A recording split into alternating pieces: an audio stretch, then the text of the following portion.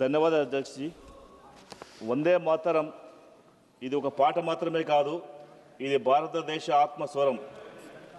1875లో బంకిం చంద్ర చటర్జీ గారిచే మొదట ప్రచురితమై అనంతరం దాని పదాలను రవీంద్రనాథ్ ఠాగూర్ స్వరపరిచారు.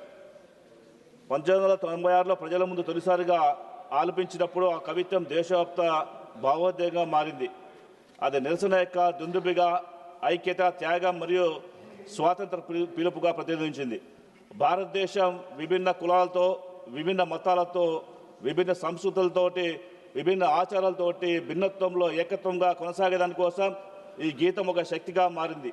సభల్లో, ర్యాలీలలో ఆలపింపబడుతూ, యువత చేత పఠించబడుతూ స్వేచ్ఛ కోసం తప్పించే దేశం యొక్క అంతరాత్మలో నిలిచిపోయింది. దాని ఎదుగుదల మన జాతీయ చైతన్యానికి ప్రతిబింబమైంది.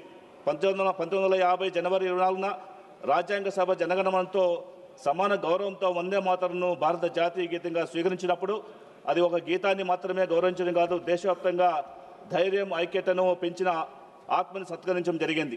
అధ్యక్షుడి, భారతదేశం ఈ అమరగీతం 150 ఏళ్ల జ్ఞాపకోత్సవాన్ని జరుపుకుంటోంది. జాతీయ కార్యక్రమాలు, ప్రదర్శనలు మరియు ప్రజా ఉత్సవాల ద్వారా ఈ భావాన్ని ప్రజల్లో కలిపేటువంటి ప్రయత్నం జరుగుతూ ఉంది. ఈ సందర్భంగా వందే మాతరం ఆత్మ కేవలం బెంగాల్ లేదా ఢిల్లీ వరకే పరిమితం కాలేదు.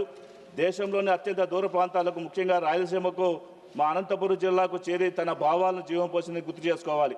మహాత్మా గాంధీజీ తాడిపత్రి, హిందూపురం మరియు పెద్దవడుగురు వంటి ప్రదేశాలు సందర్శించి ఈ నేల ప్రజలను ఉద్యమంలో చేరమని పిలుపునిచ్చారు. హిందూపురంలోని సాధారణ సమావేశ స్థలం ఈరోజు గాంధీ చౌక్గా నిలిచి ఆ యొక్క చైతన్యానికి నిశ్శబ్ద సాక్ష్యంగా ఉంది. రాయలసీమ అంతటా సామాన్య ప్రజలు వందే మాతరం ఆత్మను ఆలింగనం చేసుకున్నారు.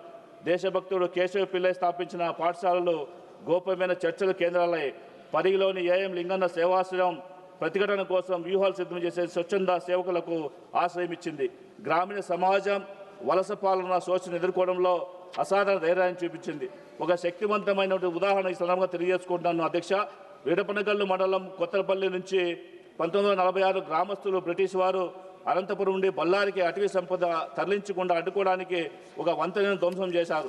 ఆగ్రహించిన బ్రిటిషు పరిపాలకులు 5,000 రూపాయలు భారీ దండన విధించారు. ప్రజలు డబ్బు కట్టారు, కానీ అవమానాన్ని మౌనంగా మోశారు. స్వాతంత్రం తర్వాత ప్రభుత్వం మొత్తం తిరిగి ఇచ్చినప్పుడు గ్రామస్తులు లోతైన నిర్ణయం తీసుకొని ఆ సొమ్మును తిరిగి ఆ ఊర్లో ఒక ప్రాథమిక పాఠశాల నిర్మించారు. ఇది వందే మాతరం గీతం యొక్క ఘనత అని చెప్పి తెలియజేసుకుంటున్నాను. అదేవిధంగా ఆంధ్ర రాష్ట్రంలో మన్యం వీరుడు స్వర్గీయ అల్లూరి సీతారామరాజు దేశం కోసం స్వాతంత్ర పోరాటంలో పాల్గొని అమరుడైనాడు. వారు యుక్త వయసులోనే వందే మాతరం గీతం పట్ల ఆకర్షితులై బ్రిటిష్ వారికి ఎదురు నిలబడి తెలుగువాడి పౌరుషం ఎలా ఉంటుందో చాటి చెప్పిన గొప్ప దేశభక్తుల్ని ఈ సభలో స్మరించుకోవడం, వారి త్యాగాలను భావితరాల వారికి ఈ వేదిక ద్వారా తెలపడం, ఈ సందర్భంగా నివాళులు కూడా అర్పిస్తున్నాను. అదేవిధంగా ఈ యొక్క వందే మాతర గీతం స్ఫూర్తితోటి స్వాతంత్ర పోరాటంలో అసూలు బాసినటువంటి త్యాగమూర్తులకి, అదేవిధంగా అందరికీ కూడా నివాళులు అర్పిస్తూ మనం వందే మాతరం 150 సంవత్సరాలు సత్కరిస్తున్నప్పుడు దాని శక్తి కేవలం పదాల్లోనే కాదు, అనంతపురం వంటి మారుమూల ప్రాంతాల్లో కూడా దాని ఆత్మను జీవించిన సామాన్య ప్రజల్లో ఉందని గుర్తుపెట్టుకుందాం. వారి త్యాగాలు మనకు గుర్తు చేస్తాయి. దేశభక్తి అంటే సేవ, ఐక్యత, ధైర్యం ద్వారా వ్యక్తమైనప్పుడే అది అర్థవంతమవుతుందని తెలియజేసుకుంటున్నాను. వందే మాతరం, భారత్ మాతకి జై. धन्यवाद. धन्यवाद. माननीय सदस्य श्री संतोष पांडे जी.